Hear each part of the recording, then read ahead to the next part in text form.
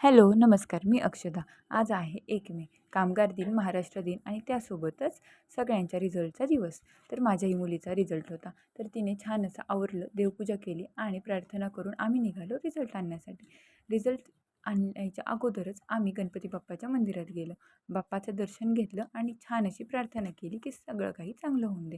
त्यानंतर गेलो स्वीट होममध्ये. हो, रिझल्ट आणण्याच्या आधीच पेढे आणले. तिथे खूप गर्दी होती. त्यानंतर ती जरा नाराजच दिसत होती. नाही, मार्कांसाठी नाही, तिने पेपर छानच गेले होते. तर तिला युनिफॉर्मचं टेन्शन आलं होतं, की मॅडम काय म्हणतील? कारण मॅडमनी ऑलरेडी आधीच सूचना दिलेल्या होत्या, की सर्व विद्यार्थ्यांनी रिझल्ट आणण्यासाठी युनिफॉर्मवरच यायचं. पण माझ्या आग्रहाखातर तिने कलर ड्रेस घातला होता. बघा, आम्ही त्यानंतर रिटर्न निघालो घरी जाण्यासाठी. इकडे दुतर्फा छान असं मंडपाचं डेकोरेशन केलेलं होतं.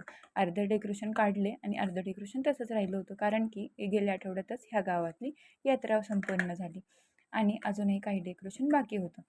तर जाता जाता म्हटलं गोड खाऊ तर झाला आहे, आता काहीतरी वेगळा खाऊ पण घ्यावा, म्हणून आम्ही परत त्याच स्वीट होममध्ये गेलो आणि पॅटीस घेतले. बघा, तिला खूप छान मार्क्स मिळाले आणि मॅडमनी कौतुकही केलं आणि ह्या वर्षी आहे तिची स्कॉलरशिप. त्यामुळे मॅडमनी काही छान अशा सूचना दिल्या, की सुट्टीत कसा अभ्यास करायचा आणि काय करायचा, जेणेकरून खूप चांगलं स्कोरिंग होईल. तर पॅटेज घेतल्याच्या नंतर आम्ही निघालो घरच्या प्रवासाला. रिटर्न घरी आल्याच्या नंतर आम्हाला पुढचाही काही प्लॅन होता. तर पुढं काय केलं आम्ही ते पाहण्यासाठी पुढचा व्लॉग बघावा लागेल. तर हा व्लॉग कसा वाटला, आवडला असेल तर लाईक करा आणि शेअर करा.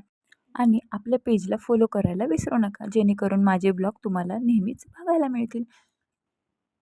हा ब्लॉग बघितल्याबद्दल खूप खूप धन्यवाद. थँक्यू.